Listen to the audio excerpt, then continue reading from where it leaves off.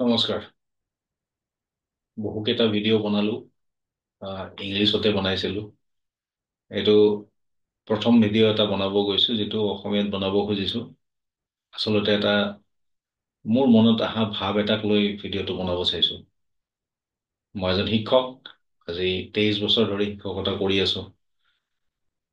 তো 2020-21 যিটো আমি ক'ভিডৰ এটা পৰ্যায় পাৰ হৈ আহিলোঁ, সেই সময়খিনিক লৈ অকণমান এটা নিজৰ মনৰ ভাৱ প্ৰকাশ কৰিব চাইছোঁ।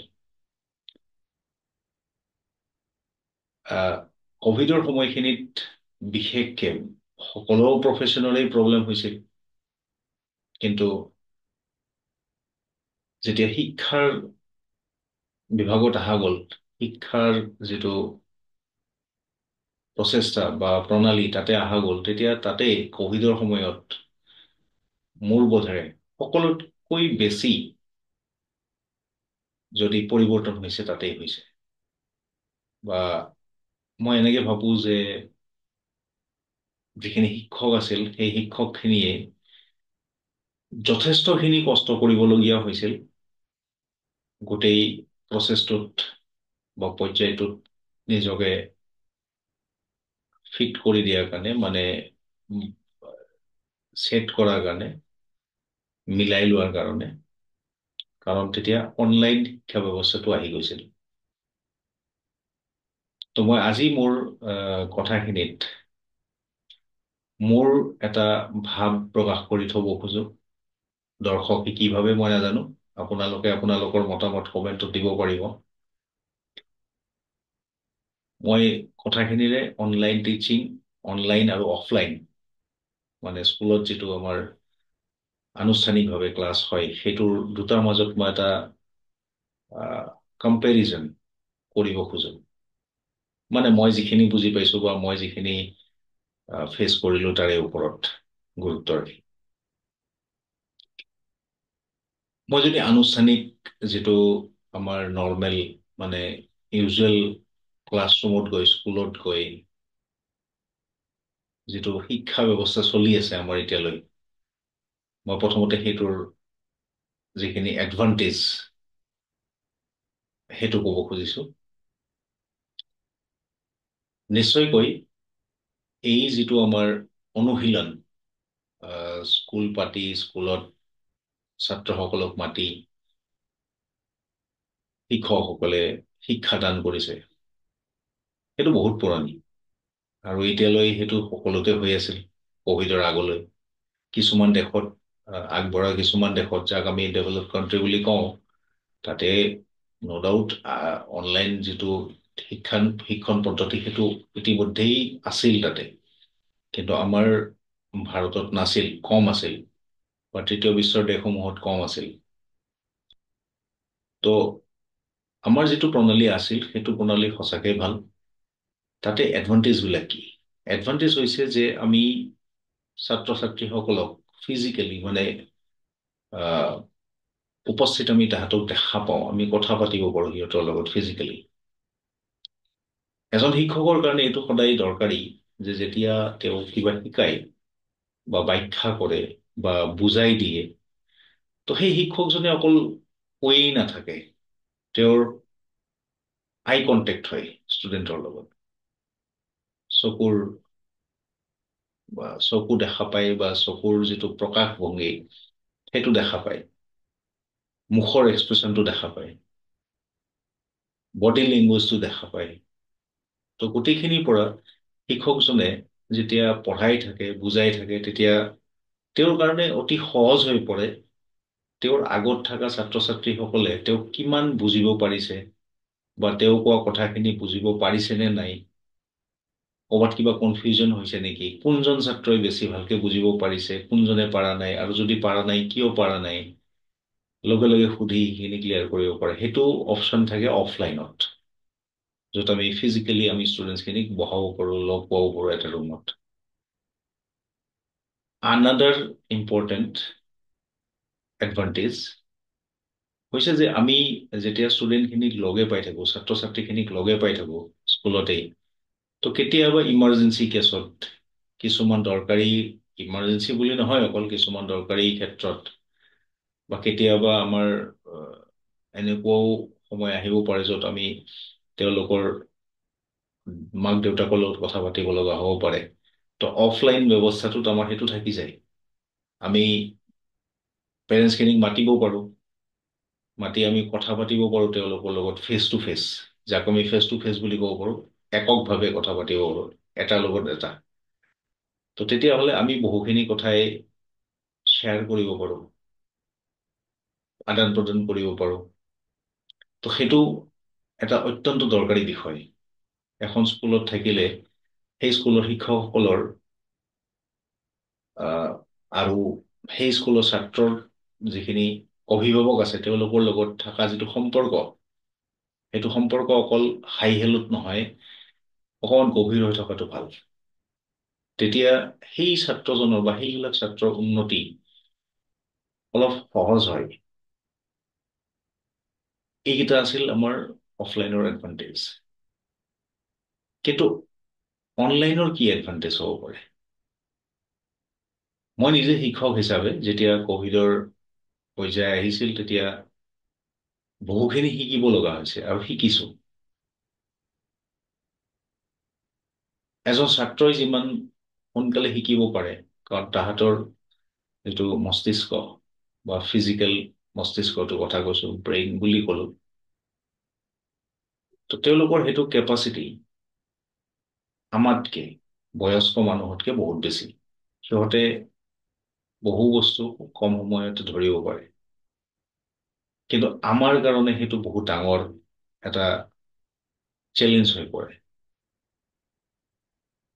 ত' তেতিয়াও আমি হাৰ নেমানিলো, মই নিজেই কৈছো যে বহুখিনি শিকিলো। আজি যেনেকে এইটো ভিডিঅ'টো বনাইছো, মই ক'ভিডৰ আগত ভাবাও নাছিলো যে এনেকে কিবা এটা কৰিব পৰা যায়। ত' তেনেকে বহুত ভিডিঅ' বনালো, এডুকেশ্যনেল ভিডিঅ' বনালো, টেবত লিখা অভ্যাস হ'ল, জুম মিটিং কৰিব পাৰিলো, গুগল মিট কৰিব পাৰিলো, বহুখিনি কৰিব পাৰিলো। ত' সেইখিনি অৱশ্যে এইখিনি বহুখিনি বুলি মই ভাবিছো, কিন্তু আচলতে এইটো ভালকে কম্পেয়াৰ কৰিলে একোৱেই নহয়। তথাপি মই নিজক ছেটিছফেকশ্যন এটা দিয়াৰ কাৰণে ভাবিছো যে হয়, কিছু শিকিলো, বাধ্য হলো ইনফেক্ট, কিন্তু ভালো লাগিছে। আৰু এই গোটেই প্ৰক্ৰিয়াটোত এটা কথা মই গম পালো, চাব সেইটোৱে এডভান্টেজ হয়, অনলাইনৰ সেইটোৱে এডভান্টেজ হ'ব ষ্টুডেণ্টৰ কাৰণেও, যে অনলাইনৰ সময়ত আমাৰ হোৱাটছআপ হওক বা ছ'চিয়েল মিডিয়া, সেইটোৰ দ্বাৰা আমি বিশ্বৰ চুকে কোণে থকা বহুত আন আন মানুহক লগ পালো, যাক আমি হয়তো কেতিয়াও ফেচ টু ফেচ দেখা নাপাবও পাৰোঁ বা লগ নাপাবও পাৰোঁ ফিজিকেলি। কিন্তু তেওঁলোকৰ লগত আমাৰ আদান প্ৰদান হ'ল, ভাৱৰ আদান প্ৰদান হ'ল, কথাৰ আদান প্ৰদান হ'ল, আমাৰ ইনফৰমেশ্যনৰ আদান প্ৰদান হ'ল। ত' তেনেকে ময়ো বহু কেইজন শিক্ষক বুলিয়ে ক'লো, বহু কেইজন শিক্ষক, মই বাহিৰৰ কথা নকওঁৱেই বাৰু, মই ভাৰতৰে কথা কৈছো, ইউ পি, দেলহি, চাউথৰ বহু কেইজন শিক্ষকৰ লগত হোৱাটছআপ গ্ৰুপ যোগে আইডিয়া এক্সচেঞ্জ কৰিলো। ত' তেতিয়া এটা কথা মই গম পালো যে এইটো এটা অপ্ৰিয় সত্য কথা। এজন টিচাৰ হিচাপে মই কোনো ধৰণৰ হেজিটেশ্যন নাৰাখাকে প্ৰকাশ কৰিছো, মই অসমৰ হয়। ত' আমি আচলতে বহুত পিছত আছো এতিয়াও। আমি যদি এতিয়া নিজকে ভাবো যে মই যে ক'লো মই শিকিব পাৰিছো, আচলতে শিকিব পাৰিলেও সেইটো একদম নগণ্য। আচলতে মই যেতিয়া যিখিনি মই শিকিছো এতিয়া, তাতকে বহু বেছি মই নিজেই পালো ইউ পি, দেলহি বা চেন্নাইৰ বহু টিচাৰে বহুত এডভান্সড। আমি যিখিনি ক'ভিডত শিকিলো, তেওঁলোকে তাৰে আগতে শিকি ৰেডি হৈ আছে। মই যিটো টেব এতিয়া ইউজ কৰি আছো, তেওঁলোকে সেইটো টেব আজি 10 বছৰ আগতে ইউজ কৰিছে। ত' সেই বস্তুখিনি এতিয়া আমি টিচাৰ হিচাপে জানিব দৰকাৰ হ'ল। আৰু সেইটো কেনেকে গম পালো মই? কাৰণ অনলাইনৰ যুগটো আহি গ'ল। যদি অনলাইনটো নাহিলহেঁতেন, মই হয়তো নিজকে ইয়াতেই ভাবি থাকিলো হয় মই বহুত জানো দেই, আৰু তেনেকেই মোৰ জীৱনটো শেষ হ'লহেঁতেন।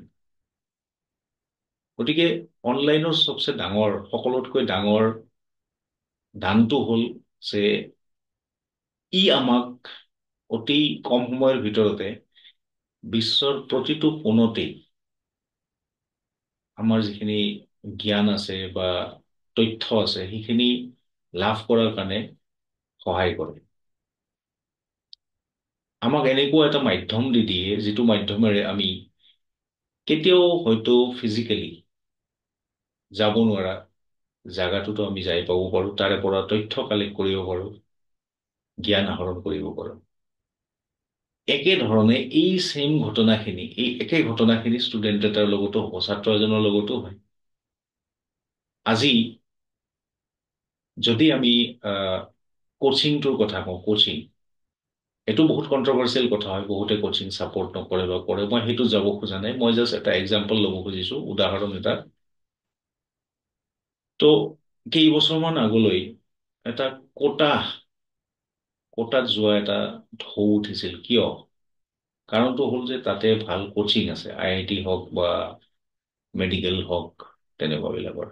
আমাৰ ইয়াতে নাছিল। তো গতিকে বহুত এটা জোৱাৰ আহিছিল যে চব ষ্টুডেণ্ট, সকলোবিলাক ষ্টুডেণ্টে ক্লাছ 10 পাছ কৰাৰ পিছত তাতে যাব, 2 বছৰ পঢ়িব, 3 বছৰ পঢ়িব, আৰু পঢ়ি IIT বা মেডিকেল দিব, দি চিট এটা ল'ব। আশা, বহুত আশা। লাহে লাহে কি হ'ল, সেই কোচিংটো ফিজিকেলি আহিব ধৰিলে। অসমতো বহুত কেইটা আহিল। কিন্তু এতিয়া কথা হ'ল তেওঁলোকে সেই ফেকাল্টি বিলাকো নপঠাবও পাৰে ইয়াতে, যদিহে তেওঁলোকৰ অনুযায়ী বিজনেছ আল্টিমেটলি, মই ক'লো, এইটো মোৰ ভাৱত ক'লো, মই নাজানো কিমান সঁচা, এইটো আল্টিমেটলি এটা বিজনেছ।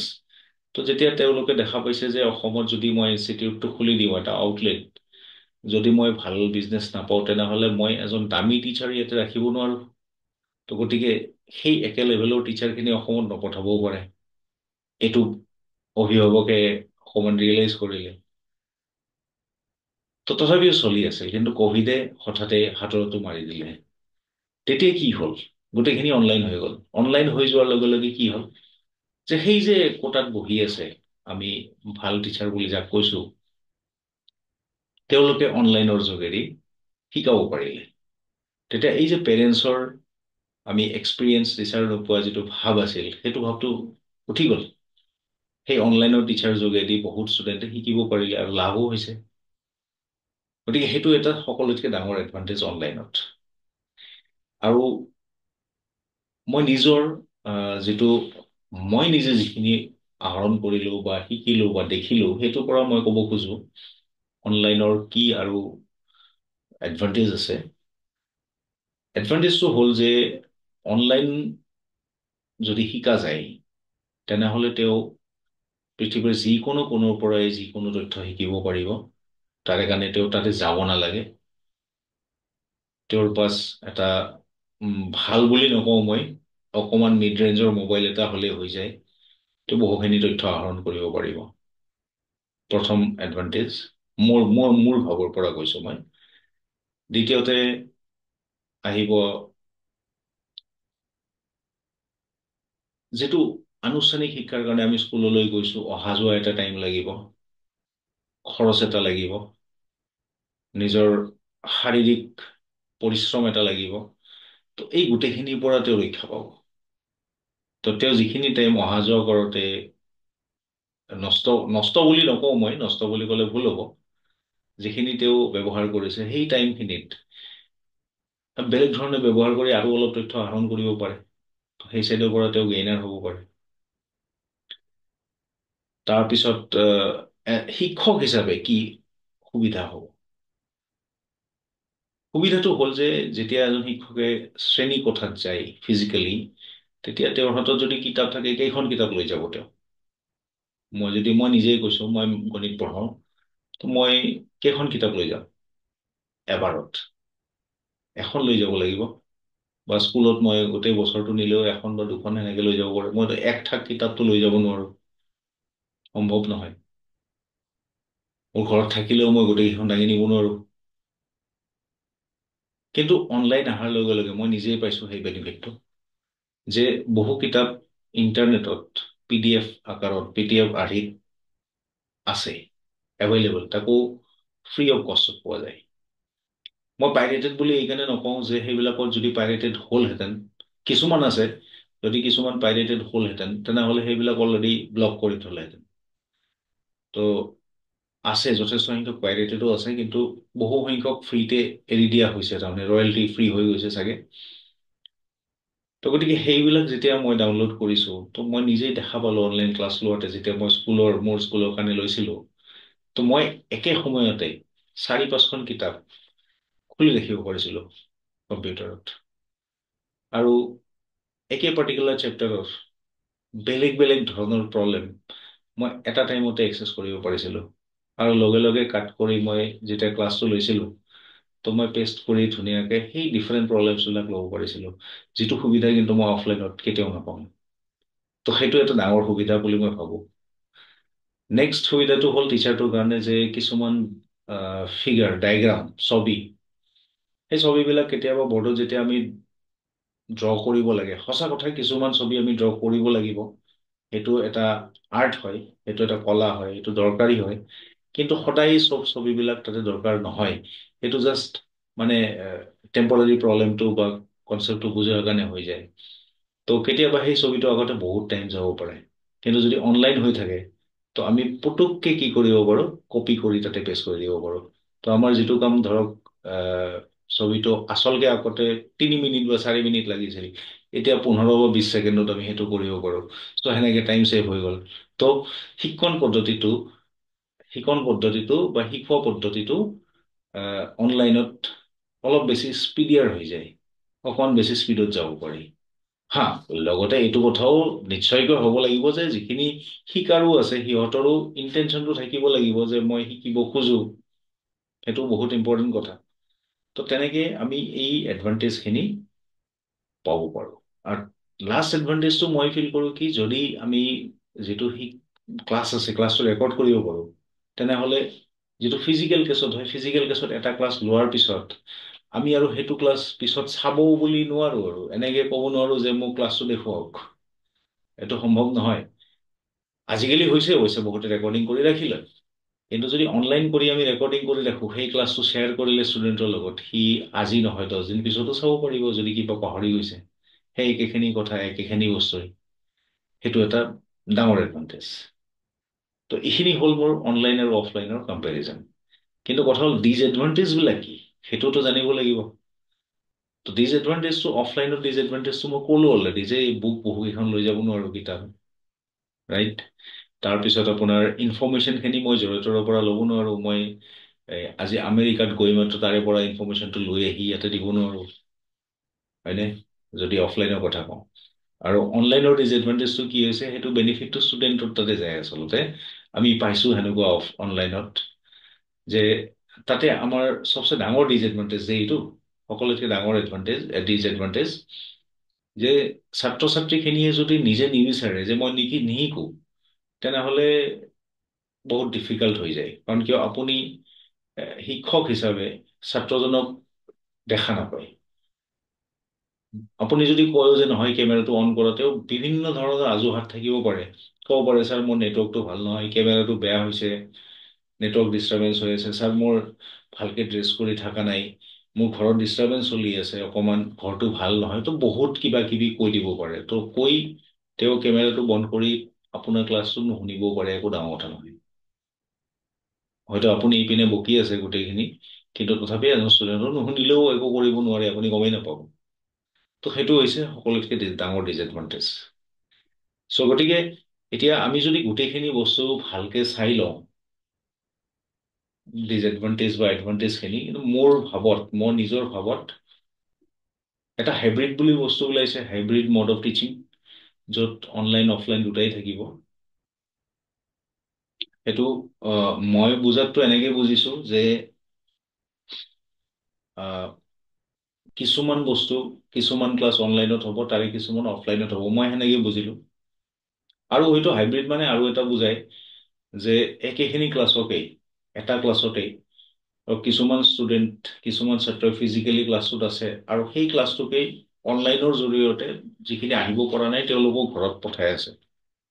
হয়তো সেইটোও হ'ব পাৰে, মই নাজানো। মই কিন্তু বুজিছো এইটো যে হাইব্ৰিড মানে মিক্সাৰ।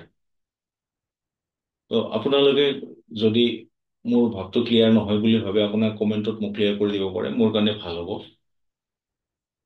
গতিকে এতিয়া যদি মোক সোধে কোনোবাই, মোক যদি কোনোবাই সোধে যে আপোনাৰ হিচাপত অনলাইন ভাল নে অফলাইন ভাল, তো মই এই মুহূৰ্তত বা আহি থকা দিনবিলাকৰ ওপৰত বা ছাত্ৰ ছাত্ৰীখিনিৰ যিখিনি কেপেবিলিটি আছে, নতুন ডিভাইচ বা নতুন টেকনলজিক একচেপ্ট কৰা বা এডপ্ট কৰা, তাৰে ওপৰত ডিপেণ্ড কৰি মই এইটোৱে ক'ম যে অনলাইনৰ ওপৰত গুৰুত্ব দিব পাৰি। পাৰি সেইটো সেই ফেমিলিটোৰ ওপৰত ডিপেণ্ড কৰিব, তেওঁলোকে কিমান ছাপোৰ্ট কৰে। কিন্তু গুৰুত্বত যদি দিয়া হয় তেনেহ'লে সেইটোত লছ নহয়। মাত্ৰ কণ্ডিশ্যন এটাই থাকিব লাগিব যে সেই পাৰ্টিকুলাৰ ছাত্ৰজন, এই বিশেষ ছাত্ৰজন যিজনে অনলাইন শিকিব গৈ আছে, তেওঁ মটিভেটেড হৈ থাকিব লাগিব। এনেকুৱা হ'ব নোৱাৰে যে মই অনলাইন লৈছোঁ গতিকে ছাৰক ঠগাই দিম, সেইটো হ'ব নোৱাৰে। তেওঁ যদি মটিভেটেড হয় তেনেহ'লে অনলাইনটো সেই পাৰ্টিকুলাৰ ছাত্ৰজনৰ কাৰণে এটা best research, best teaching method. আৰু যদি কামচোৰ টাইপৰ ছাত্ৰ থাকে তেনেহ'লে অফলাইনটো সদায়েই বেষ্ট। সেইখিনি হৈছে মোৰ ফাইনেল কনক্লুজন। গতিকে আহ, ভিডিঅ'টো আপোনালোকৰ মাজত এৰিলোঁ। আপোনালোকে নিজে ভিডিঅ'টো চাব। যদি ভাবে যে শেষলৈ চাব পাৰি, মই ৰিকুৱেষ্ট কৰিম শেষলৈ চাব। চাই কিবা যদি কমেণ্ট দিব লগা থাকে কমেণ্ট দিব, উপদেশ দিব লগা থাকে উপদেশ দিব, নিশ্চয়কৈ ভাল পাম। ভুল থাকিলে আঙুলিয়াই দিব। Thank U.